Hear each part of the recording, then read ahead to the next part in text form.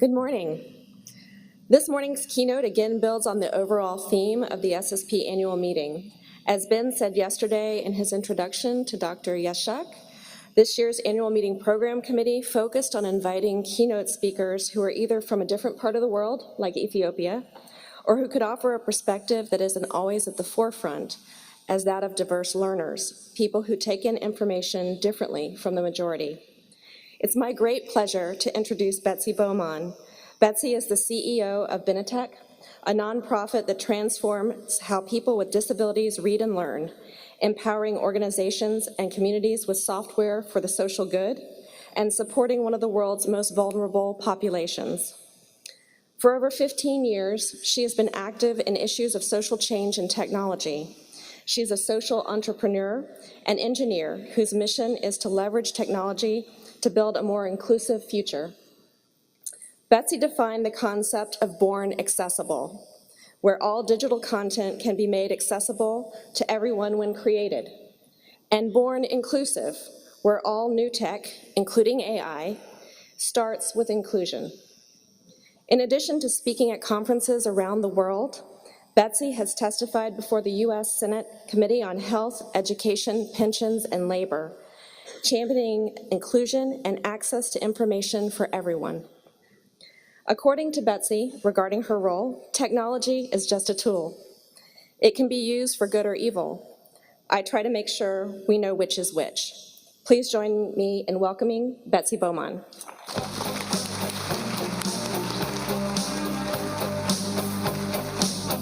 Thank you.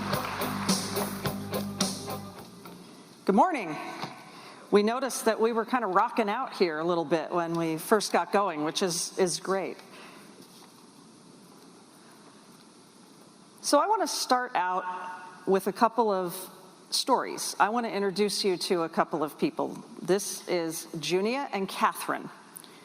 Junia is an assistant professor of sociology at the University of Pittsburgh, specializing in urban sociology and race and ethnicity.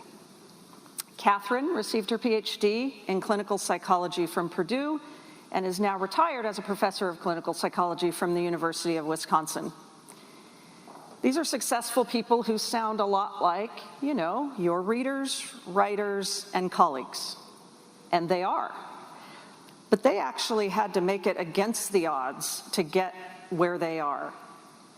Because, in fact, Junia was diagnosed with dyslexia in elementary school and used assistive technology, including our Bookshare service, which you'll hear more about, to get through school all the way through her PhD.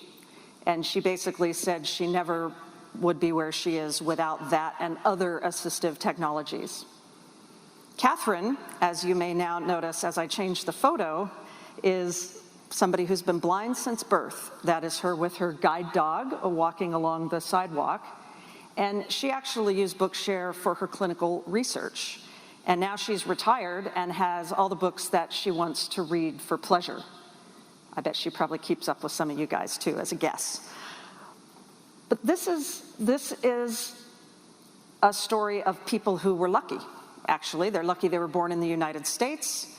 They're lucky that they've had access to all these critical technologies and supportive family, friends, colleagues, professors, all the way through. And yet, even for them, they struggled. They struggled for recognition. People like Junia, who certainly does not, you don't look at her and say, oh yes, I know she has a disability, which is great for her in many ways, but she also had to fight being recognized as somebody that needs any sort of assistance to do her work and to do her studies. People in their positions are often kept out of fields completely, and that's still true today, even in places like the US or Western Europe. And it's not because people don't want them to succeed. It's mostly because of just lack of awareness. So we're going to talk about a lot of things today that really get to that awareness question. And I know some of you are super duper aware and really working in this space, and others are saying, what are you even talking about? So I'm going to try to do a little bit for all of you.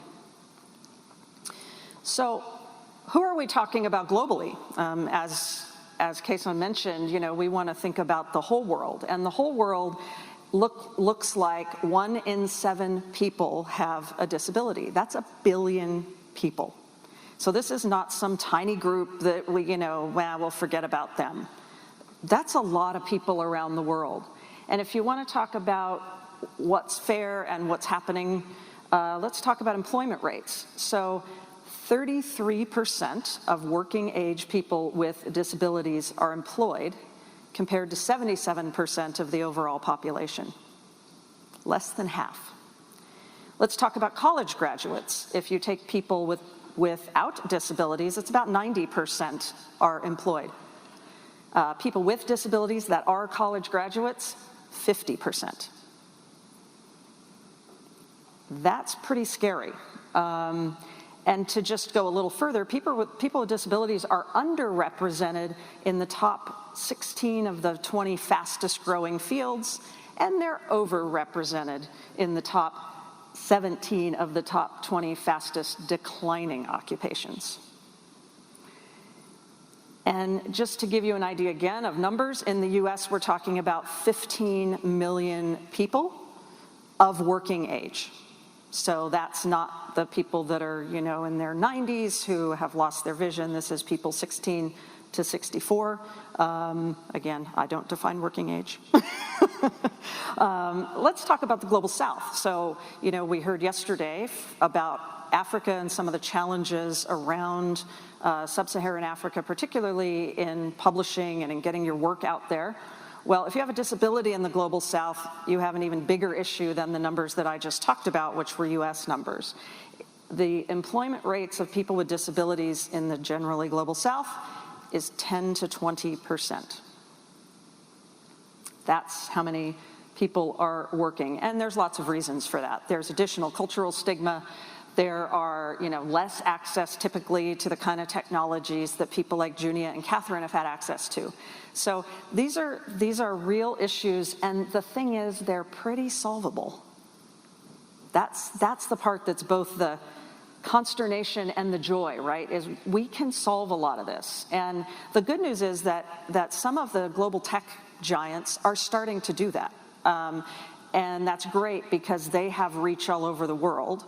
And they're also looking at the Global South and saying, these are my future employees. So they know where the growth is coming as far as young people coming up, and even groups like SAP and Google have done work where they're introducing coding skills to millions of young people and in Africa. And in fact, they're including people who are deaf and hard of hearing in those coding camps in high numbers, which is great. So why is inclusion important? It's important for education, employment, self-esteem, and engagement. Students in low-income countries, heavily in poverty, you could cut poverty by 12% if you solve that. 285 million people are visually impaired. 95% of all content is still locked in printed form. And less than half of all blind children receive an education. So countries really have to start thinking inclusive to transform, and digital on its own does not equal inclusive. And we're going to talk about that. Kason mentioned what one of those aspects are that I have jumped into pretty heavily, that let's make digital really be inclusive. And again, why is that important? Because everyone deserves possibilities. Everyone deserves a chance to be what you are, what Junia is, etc.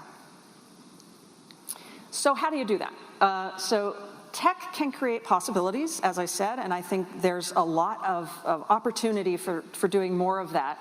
There are also opportunities to create roadblocks, which is something that doesn't always get said in these sorts of venues. So we have to be careful to really, do the good, not the evil side of that. And what's really important is that you can help create possibilities. You have the power, knowing what a lot of you do, to really help solve this problem, and to solve it today, not in 20 years. So I want to tell you another story about a young man named Kevin Leong. When Kevin was 6, he suffered a traumatic brain injury. And his parents really thought, oh no, like, what now? Kevin suffered lots of issues from that. He had to relearn to read. He had to relearn to walk. He suffered a permanent optic impairment that leaves him heavily visually impaired. So what is a parent to do in that situation? And how do you think about the possibilities for Kevin? This is why this is so urgent. This kind of stuff happens. And suddenly the parents are facing their 6-year-old who is maybe out of possibilities. At least that's what they thought. And we'll come back to Kevin. But I want to switch out to get a little bit to why I'm standing here, which is I'll go to when I was 6 years old. My life was a lot different than that. I was running around the mountains in Southern California, a little girl with tiny little pigtails, playing, happy.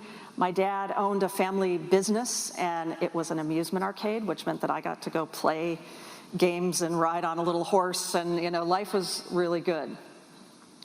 My dad was also a very big influence on me. Kesa mentioned that I'm an entrepreneur. He was an entrepreneur, a serial entrepreneur. And I just always saw, oh, wow, this is cool. This creates lots of possibilities. It's how our family was living, but it also clearly was a passion for him. The other passion he had was education. And he told all of us, I was the youngest of 5, that education was the pathway, and it was very clear, you will go to college, which he didn't. He did not graduate from high school, yet he was on our local school board.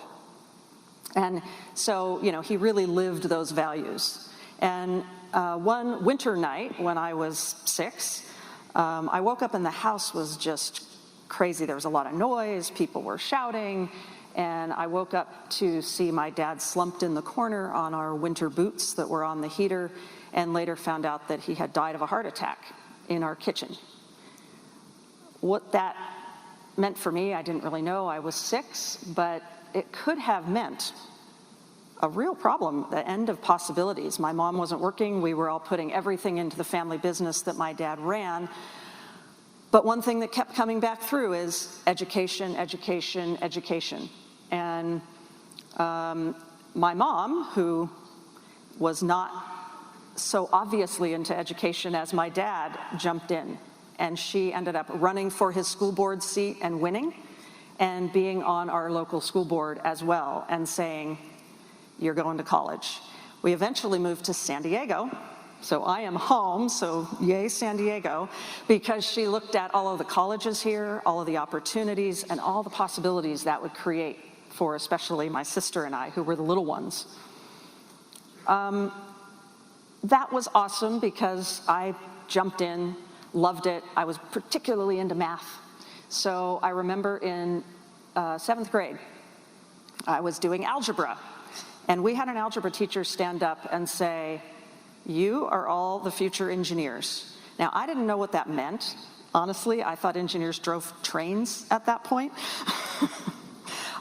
So I thought it was really cool that I was told I am the future something that I had to go ask about and figure out.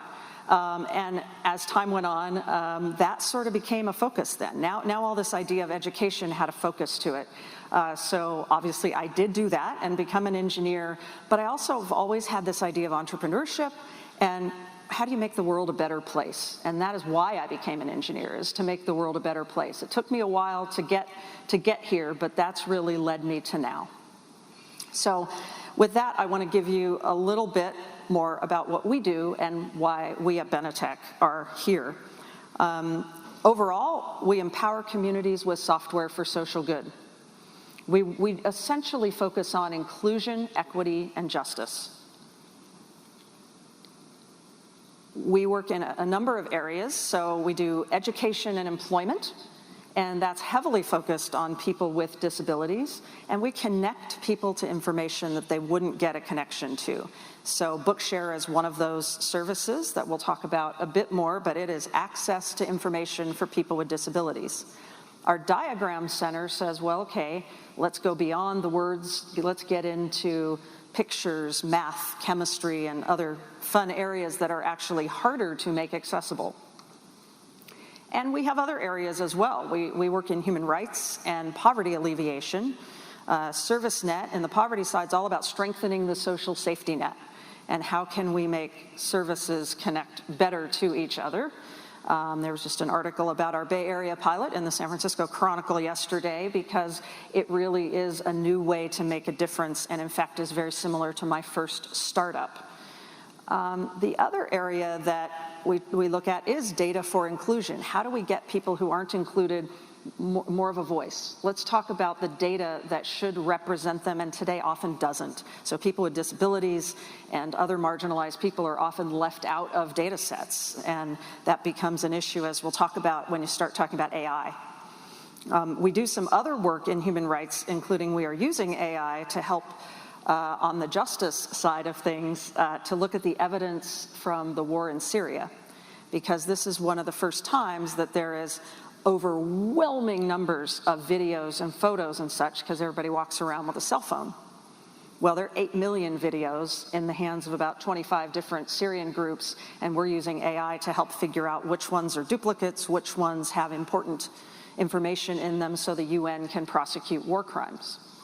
But this is still all around those areas of inclusion, equity, and justice. So I want to talk about Bookshare particularly, and some of you know Bookshare. Can I have kind of a little shout out for anybody who's knows Bookshare and or maybe contributing to it? Yeah? I see some hands. All right. If we're inclusive, also give a little whoop or something so that somebody, all right.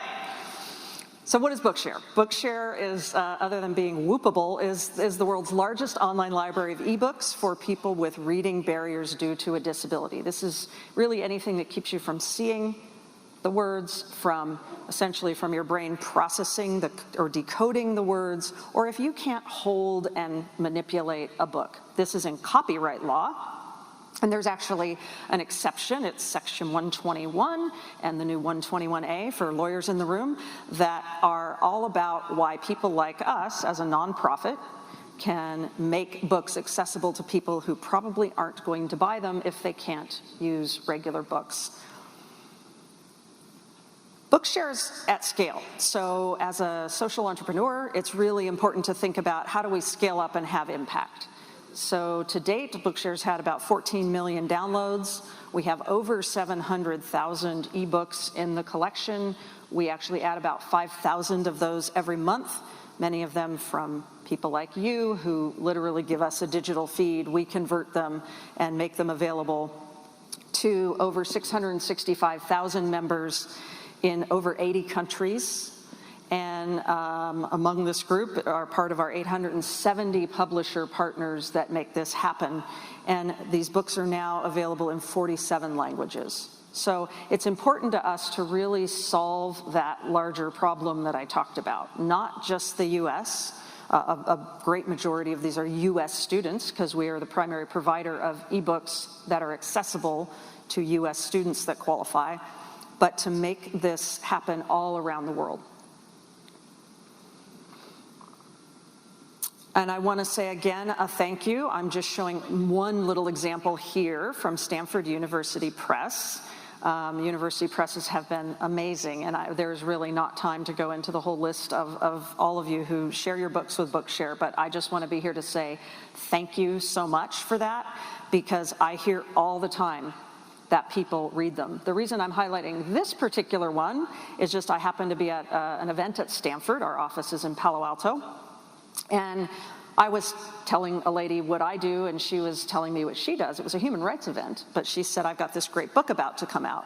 And I said, oh yeah, it'd be great to have it in Bookshare. Who's your publisher? That's one of my questions I always ask. Who's the publisher? And she said, Stanford University Press. And I said, no problem, it will be there. It'll be there on the day it's published. And that's true whether it's, from Duke University Press or a number of others. And she was thrilled, and she actually went and told a bunch of people about that, because this is, in her mind, this is again about rights and about justice and about equity. I want to back up for a second just to say what is Bookshare and how does it work, because a lot of people who aren't familiar with it might ask that. Essentially, they're ebooks, so they're in digital text. We take them in and put them out in EPUB 3 format. We can take in EPUB 2 or a bunch of other formats, Word.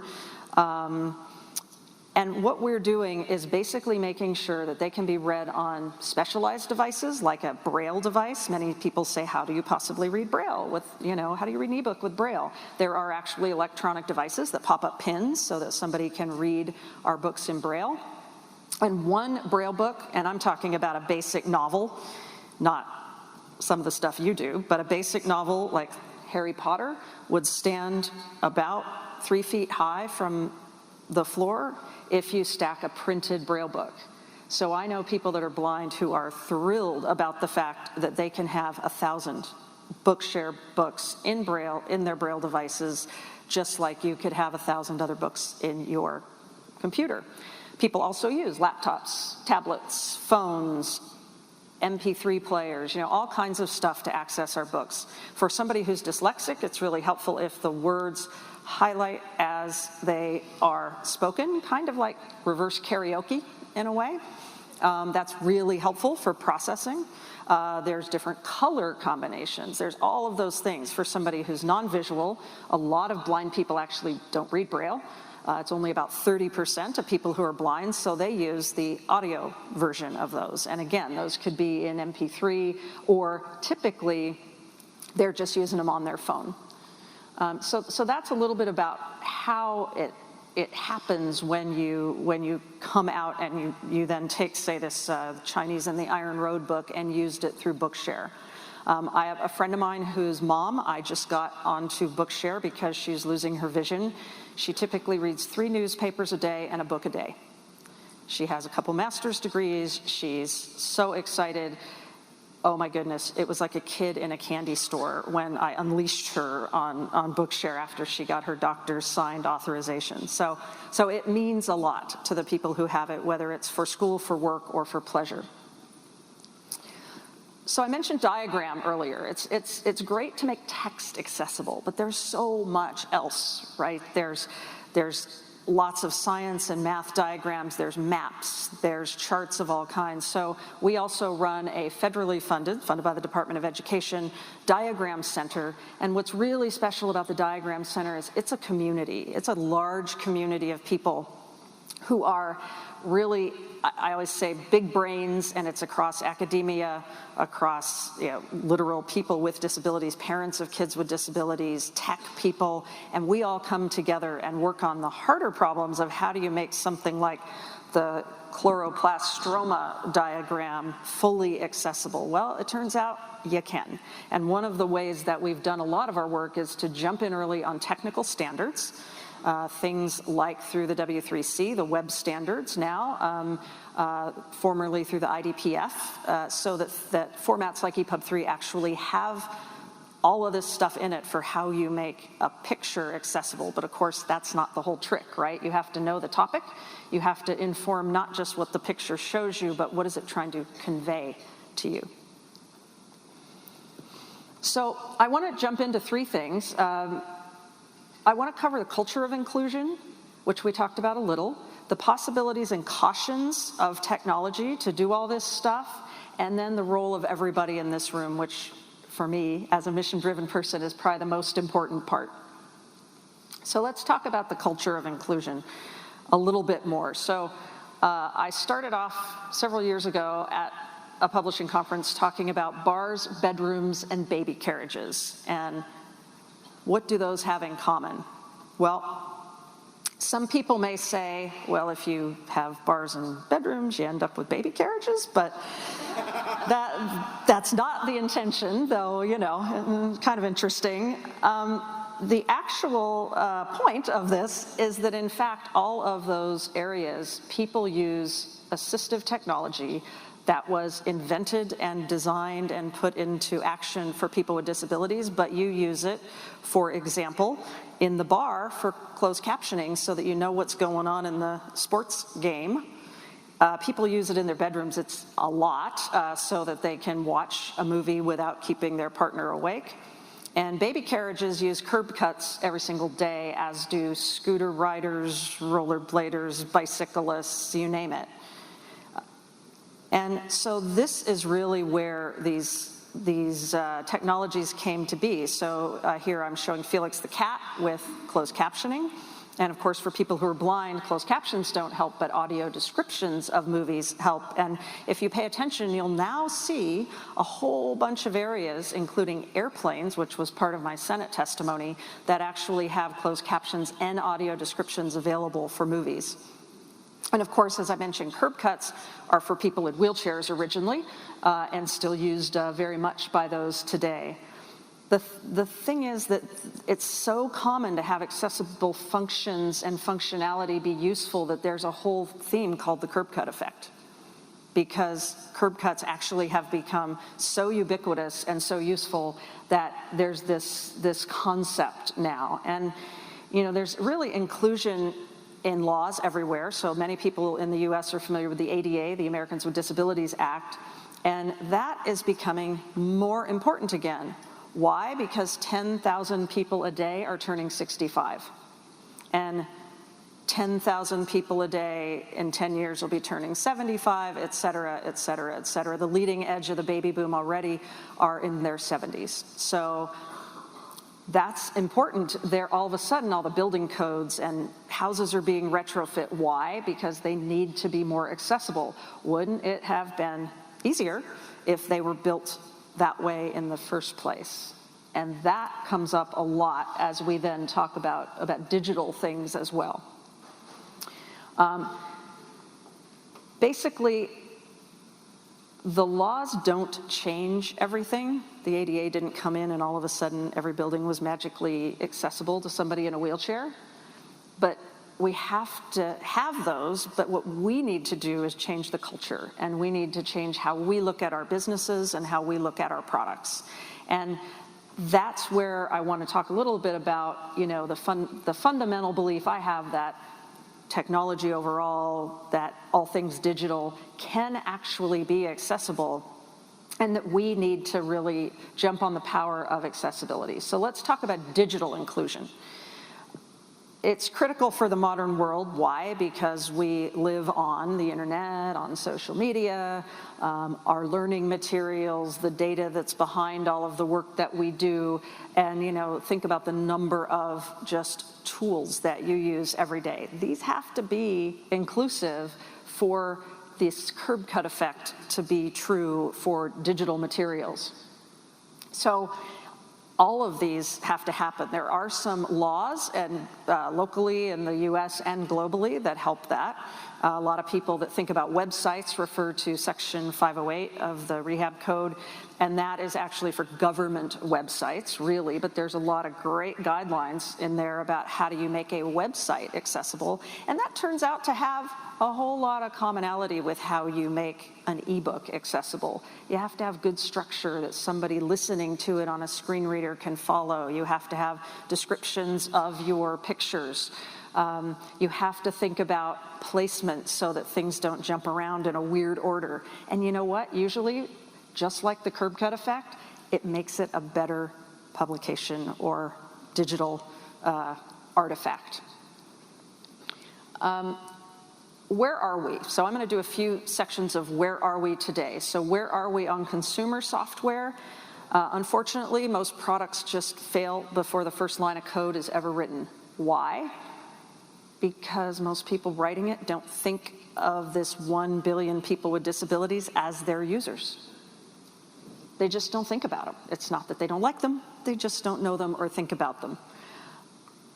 The good news is, as I mentioned earlier, some of the large tech companies who make platforms that a lot of other stuff is on really are thinking about it. So Apple, Microsoft, Google, and others are really doing a lot in the area of accessibility. And that's fantastic because, again, that's what a lot of software is built on. So if you look at your products from those companies, whether it's everything from PowerPoint to your iPhone to Word to your Android phone, you can turn on accessibility. Now, I would love to see more of these things a bit more obvious, a bit easier to jump back and forth, because frankly, I would like my phone to very seamlessly read me my emails while I'm driving. I don't have a print disability, but it'd be really useful. And you kind of can, but then you have to turn on all the accessibility. So I think they're getting there, but the fact that you can turn that stuff on today is a huge step forward. Why? Everybody's got their reasons. The CEO of Microsoft happens to have a child with a disability. All of a sudden, Microsoft is one of the world leaders and at every level. They have an amazing chief accessibility officer. So they have somebody in the C-suite who's in charge of accessibility. No Microsoft product goes out the door anymore without her group having something to say about it and having testing. They also have an active hiring plan around that. So it just goes to show awareness and understanding can really lead to a lot of progress. What about in the world that we live in, more in educational and business tools? Some business tools, and we do this at Benetech, we do a lot where we will say, great, we think we want to use ADP for our very many kind of back office functions. Well, in fact, there were some things about ADP that were not accessible when we first looked at it. We pushed back, and not that we're big, we're 85 people, but we actually got them to listen because they said, oh, that's something we really want to make better. So now our VP of Human Resources is on an accessibility and disability advisory board for that company, and they look at all aspects of their products. It's true of things like Zoom. Some of you know George Kirscher. George works part-time for us and with us on everything, and he explicitly said, I'm so thrilled to have such an accessible platform for doing all sorts of video and audio conferencing. So it does matter in those kind of tools, and again, there's a whole long list of groups that are doing great and a whole longer list of groups that aren't. So just think about it next time you use any sort of tool during your work. If I had to turn off my screen, would this work? How? Do I know how? Is it possible? When you think about it that way, it makes a big difference. And what if you're coding? What about the people who make software? This is a huge problem. Back in the 70s, when a lot of this stuff was still these new languages, is really text-based. So in fact, a screen reader worked, and a lot of people who were blind or visually impaired were becoming software engineers. Awesome. That is a really highly paid and very one of those advancing sort of career paths. But guess what? In order to get a lot of other people, including people who are dyslexic, for example, more active in that, they became more visual. So now you have things like Scratch, where you can, move big blocks around to create code, and there's just a lot more visual clicking. So that's an area where it's gone backwards. And this is a challenge we always have. Like, yes, let's make it better for everybody.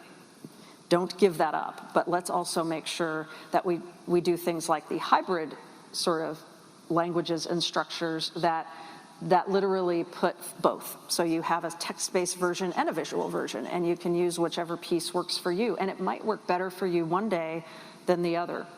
Jupyter Lab, for example, we just did a code sprint a couple of weeks ago where we get a bunch of volunteers together, and Microsoft sponsored it, and had a whole bunch of people working on how to make this whole coding suite more accessible for the people who actually want to be coders. So this stuff is really important. And then we come to ed tech, which is a big area, obviously, and we're right in the middle of it, but yet that's an area that unfortunately the last 5 years in its huge growth has suffered from the we'll worry about them later syndrome in many cases. It's the, oh yeah, we're a startup, we get it, we've heard about this stuff, but we don't really know much about accessibility, but we'll get to that. We'll get to that when we get our next round of funding. We'll get to that when we get our next 2,500 schools on board. And I keep saying, well, wait, you're selling to schools and you don't think you need accessibility now? And so some of this is also education, and we do a lot of this. Why are those schools buying that? Now, there are laws that say, in fact, if they buy that, they have to buy an equivalent other thing if it doesn't work for students. So I think this often happens, this, 2 steps forward, 1 step back. So, well, you've now got Microsoft out there spanning the globe talking about accessibility. You have, 5 new startups this week who don't know anything about it. So what's also great is a whole bunch of tech companies are working on how do you get more people with disabilities, but also who know about accessibility, to learn about it in college. Because if you don't come in knowing about it, you're probably not going to code that way. And why is it important? Good reminder, right? We have people like Junia and Catherine who really, really do need this stuff. And I even ask sometimes, would they make it today? There are better tools for them in some ways and worse tools for them in others. So like all sorts of other things, this is something we can't just say, okay, check the box, it's done. We have to keep thinking as technology moves forward. So where are we on other data-driven kind of solutions? AI's come up a couple of times, and there is so much promise. Things like home automation. I do a fair bit of speaking as well about what about people with severe intellectual disabilities who really need home care or some kind of assistance. Wow, if you have a fully automated home and sensors and fall sensors and things, you can really do a lot. And there is a absolute shortage of caregivers, and it's getting worse. And that is true for seniors and for people with severe disabilities. So there could be a whole sort of safety net of technology that helps. Doesn't replace humans, but it could help. You know, maybe one human could now help a few people and not just one person that they have to watch every minute. Awesome, great. What is happening with their privacy? Ooh, that. So it's collecting all this data about this vulnerable, say, 88-year-old senior. That could be bad. So this is, again, is like, let's do it because it could be so good, but let's think about it and think carefully about how the data is used, who gets access to it, how we protect it, where it goes. Let's not sell it, please. You know, so there's a whole bunch of this really good, potentially bad. We at Bookshare working with companies in this area. We want to make sure that somebody on their Alexa or their Google Home can actually read Bookshare books. That's great. It's an assistive technology combined with a consumer technology that's really inexpensive, which is one of the advantages of that. A lot of assistive technologies can be expensive. So that's great, but we just have to keep thinking about it. AI has so many possibilities as well. People are working on auto transcriptions for people who are deaf. AI can really, as it learns, you do machine learning, it can get better. There are assistants for people who are blind. There's something called Be My Eyes, where somebody who's blind sort of has like Google glasses on and can go in and say, what am I looking at on this store shelf? And for right now, a human helps them, but they're collecting all that data. So pretty soon, a machine could help them at a 1/10 of the cost or less. So really cool. Again, what do you do with the data? But it's important. We're using AI not just for Syrian videos, but in math. So a lot of Bookshare books don't have math equations in them. And it's how they come in some cases, but we're saying, well, if we scan a book, how do you effectively digitize math? How does it recognize that it's a math equation versus another kind of picture? And then how do you effectively make sure that it's fully digitized so that it can be read out in MathML, math markup language, which is the typical way to make it accessible. So we're doing an AI-based project to do that, and it's showing a whole lot of promise. There are dangers in this, again, but there's more promise around smart cities, right? We're very worried right now about AI, how it's used in hiring. Because if you use a data set that doesn't include everybody in it, people say machines aren't biased. Data are biased, unfortunately. So it's kind of a garbage in, garbage out problem. As I explained to some politicians, you have to kind of explain at a very basic level. These things eat data. You are what you eat. So if you eat data that is limited, you are going to have a very limited algorithm popping out of it. And, people are worried about self-driving cars actually taking into account how long it takes somebody to get across the street with a walker. Now, the good news is those have a lot of vision and cameras. I don't think they're going to mow them down, but there's some real concerns about that for very real reasons. So let's get into where we are on digital content. I mentioned a bit about Bookshare and how we're really great at text and we're working on some of the other harder stuff. This is one of the biggest problems that you would see. So you have a digital content and you're rolling along, you're reading the text with your screen reader, and then all of a sudden it just says image. That's useful, right? It's an image of what? We don't know. It could be an image like this. It could be a chart that gives you all kinds of data. And in fact, funny, data generated this chart, so maybe the data could be present to tell you what that image is. That'd be cool. It could be an image that looks more like this. That's math. That again, you have to be able to say, how does it speak this effectively? And there are ways to do that. But again, the math can generate what the machine says. So this is one, if I had to say one thing that would be, think about this, it's think about your images of all kinds, whether it's graphics, whether it's math, and if all it says in a read-through is image, not so helpful. Now, sometimes it can also be in the text, and that's really helpful if it's all covered in the text. Then it's also still helpful if the reader knows that.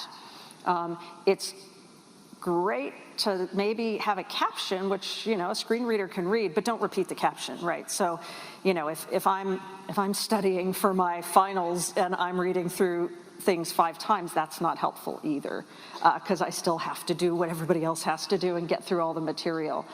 This also applies to chemistry, right? Chemistry is a whole other set of notation, and you can think about other notations that are not just text. There's work going on in all of these areas. All of these areas, our diagram center has people that are experts, typically world experts in these areas of accessibility, working on those. And I invite you, and I will invite you at the end as well, to look at diagramcenter.org, spelled like an American, E-R, not R-E. And it's really important. And Diagram has a number of resources, and one of the most important parts of our community are publishers, and I say publishers in the broad sense, publishers, all of the digital organizations that work on content, and we have quick start guide, there are image guidelines and samples, there's training, there's something called the Diagram Report, which comes out every year in the August timeframe that looks at new technologies and trends that affect educational work and says where's that going? What can you do with it? What's the leading edge of how we can make sure that that's as inclusive as that can be? And so I highly recommend the publishers section here. And again, this is a community. We also link out to things that are produced elsewhere, like the Book Industry Study Group has an amazing guide on accessibility that was just updated again this year, and I can't recommend that more for the how-to sort of side of this. So if all these tools exist, why isn't this problem solved? Well, we're back to some of the tools are still, trying to catch up, make it so that it can be done cost effectively, but mostly it's about lack of understanding, lack of knowledge. So we all need to spread the word and think about that culture of inclusion that we talked about. And essentially we need you. If you think about, you are all thought leaders, you are not just, doing your job in your little place. You're leaders. You are leaders in information, and I want to see such leaders standing up and saying, we're going to be inclusive. And that's an important, if I could make no other point in this whole talk, that would be it. So that gets us into, what can you do? How do you do this? So Kesa mentioned that some years ago I came up with this term, born accessible, because I was at a publishing conference. I think it was Tools of Change in New York, and I was sitting there hearing everybody talking about, now this is like 8 years ago, things are going to be born digital, like really born digital, not sort of in a digital file, but born to be consumed digitally. And I'm like, so if it's born digital, it can be born accessible. Done. I knew that wasn't that easy, unfortunately, but at the same time, it was an aha moment. It basically said, well, that's the answer. I was running Bookshare at the time and said, Bookshare shouldn't exist. Or Bookshare should be a library. It's a library, great. I love libraries. Hello to all the librarians. But a library shouldn't be, or isn't in the rest of the world at least, the main place where people go to get their books. So let's make sure, and also coming from a for-profit background into the nonprofit world, you know what? If you want to sell your stuff, but sell it to everybody in a way that will work for everybody. So that's where Born Accessible really came out. And then it was how to do it. So there's a whole chain. And I mean, you could all probably stand up and we could make a chain of all the things it takes to make something come to fruition, a piece of content. And, you know, that means you have to have standards to work with. You have to have things from the authors, the publishers, the conversion vendors, the distributors, the sellers, and then what the heck do people read this on? So that's a lot. It's a lot that needs to come together, but that's why we have a lot of people working on it in the whole community, because it's coming. And you know, EPUB and the EPUB 3 being brought into the world was truly one of those moments where I said, okay, now we've taken a gargantuan step. Why? Because it has all of accessibility features and functions, so to speak, kind of in that standard. Again, it doesn't happen magically. People have to apply them. But there are ways to apply them, and that was really a great day. So one of the things you see here is a little seal that says Global Certified Accessible, Benetech. So what we've done is work with partners around the world and say, we can actually help you certify your content to say, as a third party, that it's accessible. And there's a whole process to that. There is a cost, because we can't do it for free, unfortunately, but we will actually go through that and say, this is certified accessible. Our partners in the UK, the Royal National Institute for Blind People does that as well, Dedicon in the Netherlands, Vision Australia in Australia. And we've just got to get this ball rolling. Now, the good news is that people are in process. I'm happy to say we just recently announced the first group that has passed. This is all very new. So Macmillan Learning is actually, they've passed. And it's literally a production line. We don't do it title by title. We look at a bunch of titles and then say, okay, you've got it flowing. That production line is certified accessible. And there are more in process, you know, typically big groups right now, like Wiley McGraw-Hill, Simon & Schuster, all in process, and we have many more groups interested. We have some other vendors who are working with us who are certified, Amnet and, got to get that right, NewGen. But there are more of you and more folks in the rest of your community who are working on that. So it's really important. Why is it important to do this? Well, you know, right, we all are on the same mission.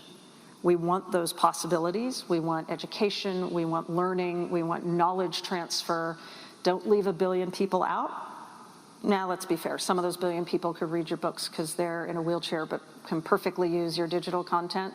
But don't leave hundreds of millions of people out either. It's still a lot. So there's also some legal reasons. There really are more laws being passed in the US in terms of institutions of higher learning that are funded, say, by state funds, and that content must be accessible. I'm a much bigger fan of carrots than sticks, so I'd rather say let's help and do the right thing and do it right. So that is key. So let's get to what, oops, sorry, wrong way. What can you do? So get certified. And we're happy to share all of these links and things, but if you go to benetech.org, under our work, Born Accessible, you will quickly get to certification and how that's done. There's a guy named Michael Johnson, Michael J at letter J at benetech.org. And for really near-term stuff, there's an actual webinar coming up on June 4th if you want to attend that. That we're working with another group on that, and it really goes into certification.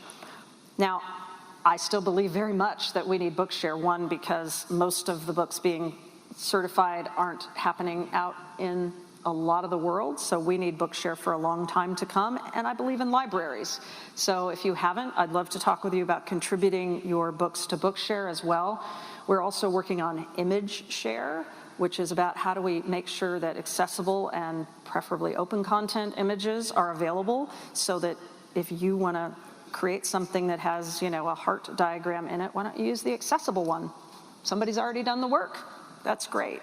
And we'd love professors and teachers and parents to be able to use this stuff as well. So image share is brand new. It's still kind of in an alpha mode, and we're getting content for that. So anybody that has especially open content stuff, I'd love to talk.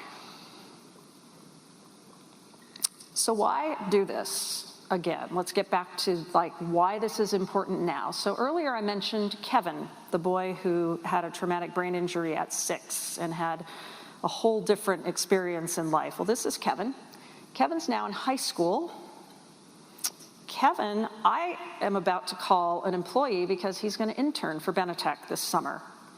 He is jamming along through school, and he is coming soon to a place that is going to tell him he needs to look at your content.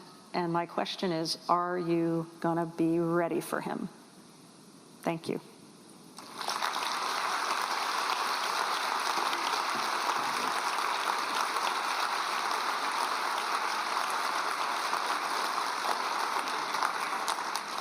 We have a few minutes for questions. If anybody has questions, please raise your hand and we'll bring the microphone to you.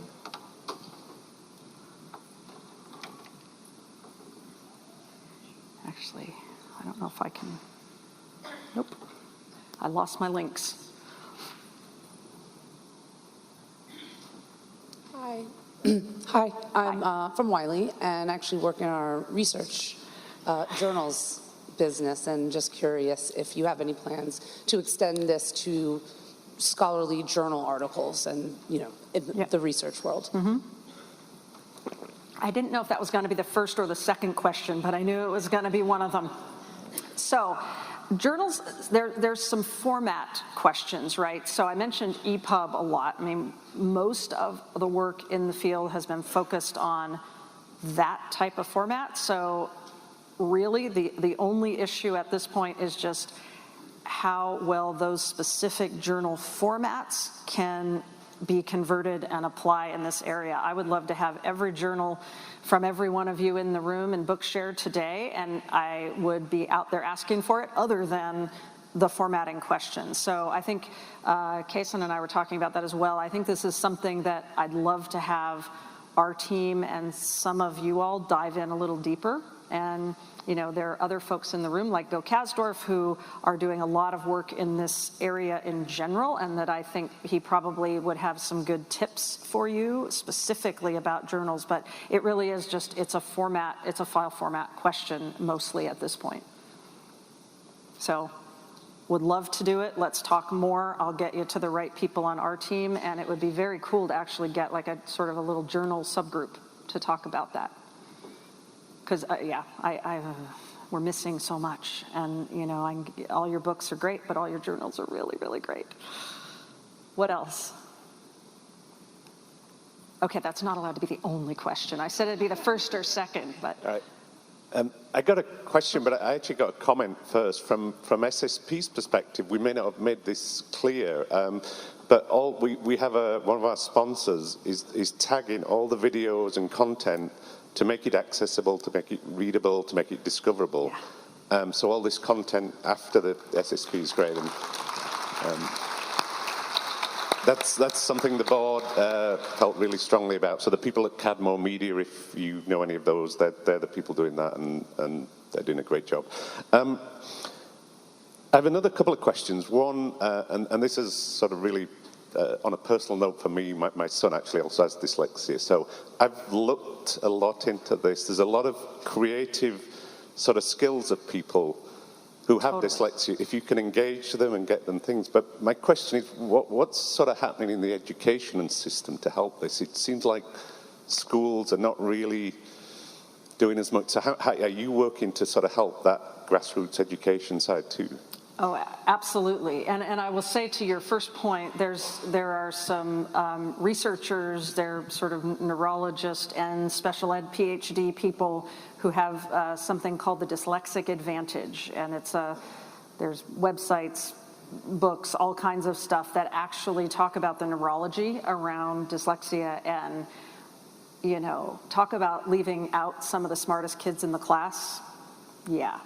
And, you can start listing famous people that because of their dyslexia have become who they are, not in spite of, but because of. And that's a really important point. And I think, some tech companies are just starting to really think through neurodiversity on their teams. You have people around Silicon Valley on the autism spectrum for sure. How do you kind of balance that out? And, to the school's point, it's in the US, it's well recognized. Now, it varies by state, it varies by district, it sometimes varies by school. But part of what we do is raise our hands really high and say, it doesn't have to mean as a school that now you can't deal with this, right? We can give you resources to deal with this. So US is doing pretty well, and again, it varies. One of the things in the law that just changed, the law that we work under on the copyright side because of this global treaty, which is the Marrakesh Treaty that lets books cross borders, it also updated some things around how we talk about, it used to be some schools would say you have to go to a neurologist to diagnose dyslexia. Whereas the neurologist would say, well, what does your reading specialist at school say? So that's improved drastically in just the last 5 years. So it's getting a lot better. It is not getting a lot better in a lot of other countries in the world. This is where we go around and we'll say, let's just talk about your students that are blind or have a motor physical disability, because you say dyslexia and they're just like, yeah, that fake thing. And we've had, groups in some Asian countries say, well, dyslexia doesn't exist here. It does. I think globally, it's not as pretty a picture, and we've worked in countries from India and Brazil and Kenya, to try to help push it, though we are not typically the advocates of that, though we, again, are saying, look, you can include them. It doesn't have to be hard. And the great thing about Born Accessible is then it doesn't matter. I don't have to be identified. I just use the book and turn on the features that work for me. That's that other really important part of that, is because if I just have all these ways that the book can talk to me if it wants to talk to me, or if I want it to talk to me, and the pictures are described, if I need that, I'll just start using it as long as I know they're there. So that's one of the other great reasons, is then you get out of this, well, I have to be diagnosed and I have to be different, and no, you just have to use what works for you. So I think that's probably one of the biggest breakthroughs for undiagnosed people with dyslexia. There's also, by the way, a realization that there's a very high population of people with dyslexia and related learning disabilities in prison. Why? Because they failed in school, because they were told they were stupid and just needed to try harder to read, just keep trying harder. No, they just needed some decoding, and then they could have been the smartest kid in the class. So it's coming along. But yes, there's a lot going on in schools. We have over 500,000 kids that are dyslexic on Bookshare in the US today. So be hopeful. Yeah. Hi, I'm Heather Staines from the MIT Knowledge Futures Group. Hi. You didn't address this specifically, but I'm sure it's a subset under the visual impairments. But my previous company, one of our developers was colorblind. Yeah. And he really opened our eyes to navigation structures and things that we do where links change color and tabs change color. And he'd say, yeah, this just doesn't work for me. We'd say, let's make it green. And he'd be like, yep, doesn't work for me. So I know there's some publishers working on things, specific colors or different contrasts in images, and I wondered how often you're hearing about that being a challenge. Oh yeah, it comes up all the time. I mean, because again, it's a much higher percentage of the population than you have people who are completely blind or even severely visually impaired. My brother-in-law is colorblind. I bet people in this room are colorblind. So yes, in this world it comes up a lot, and there are, again, guidelines.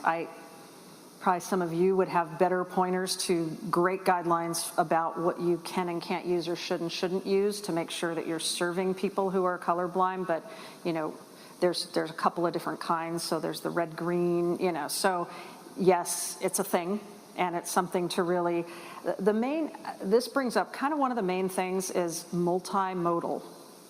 So if you just don't think of one mode for any information that's important to convey. So if you're using color, I like color, I'm good with color, that's great. Use text, use something else. Use it so that there are two ways at least to get at the same information.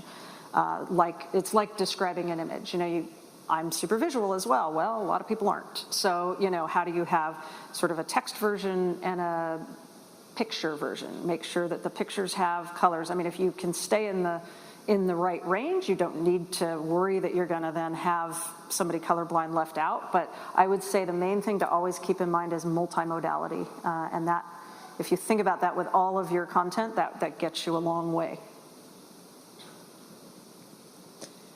Hi, my name is Allison Beelan, and I'm with Duke University Press. Proud participant in Bookshare. Thank you. And what I'm thinking about is when our authors and editors and researchers are being trained in graduate school, they're trained in methods, they're trained in writing, making an argument. They're not trained currently, I don't think, in how to describe an image. How to describe a table such that it could be screen readable. And so I know that one of our big anxieties about trying to do this successfully is turning to our authors and asking them to do this work. Yep. And I'm just wondering if there's any action happening at that level of intervention of training scholars in this new mode of creating knowledge. That's an amazingly good question. Not to my knowledge, and yet we all talk about it a lot. Just like I mentioned, there's something called Teach Access that tech companies are basically saying to colleges and universities, don't send us, you know, UX people, designers, engineers that don't know about accessibility. I think there's an opportunity to say, don't send us authors, don't send us, you know, people that are going to come work for us who don't know about that. And how can they know about that? Some of the resources I mentioned at the Diagram Center include things like we have a whole image description training tool called Poet. And it gives you lots and lots of tips on how to describe different kinds of images. So, you know, there are tools available to do it, but then I think there kind of has to be sort of an industry academia flow that says it's important. Because, you know, I mean, employers and universities, et cetera, publishers are the customers of the schools that are training whoever we're talking about here, whether it's an author or on up. So yeah, I think it's having a push to say it's important and then just knowing how to find the tools to put it together. So I think that's a great question, and I've not heard about anything like that happening, and it would be a really good place to take this. We have time for one more question. Oh no, man, you're gonna ask a hard one, aren't you? I'm going to help on Allison's question. Oh, please, jump in. Yeah. A resource that this community might want to know about is the University of Michigan Press. University of Michigan Libraries has actually developed training guidelines for image description for their authors and editors based on the Poet training materials. But they've geared it to what that University Press needs, and it's very successful. And I think the thing that's key about it is that it's not either or. It's like, who does this? Does the author do it, or does the editor do it? They both are trained to do it. So they get what they can get from the authors because the author knows why that image is in her book, right? So she's not going to say it's a picture of a cow. She's going to say, here's what I'm trying to communicate by putting this picture in. But if they don't actually do the description in a useful way for accessibility, the editors know how to fix the copy. It's just copy editing. Yeah, it's a great point. That, I mean, we've had these discussions across all sort of levels of publishing about who is the best person or where's the best place or time to do things like image descriptions. And for sure, the further upstream you can go, the better, because the author knows why they're defining that image to be there. I think about somewhere along the line, somebody's, probably getting a designer to design the thing, and the very thing that they give the designer might be the best basis for the description. So the further upstream, better. And thank you. Yes, University of Michigan, good point. And it's great for us because a lot of what we're doing, all of our stuff in Diagram is open source. It's all the content's open content. We want it to be used. So I love that people like University of Michigan are using it because that's what it's there for. What else? What else can Bill Kasdorf answer for you? Okay. I think that's all the time we have for questions, unfortunately. Okay. But thank you so much. Thank you.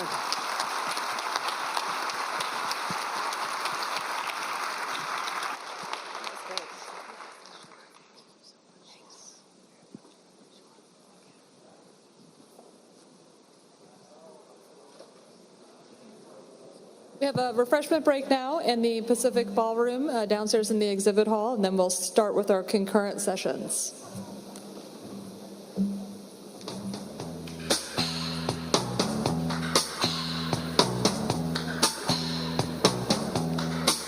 It's the time of the season when love runs high.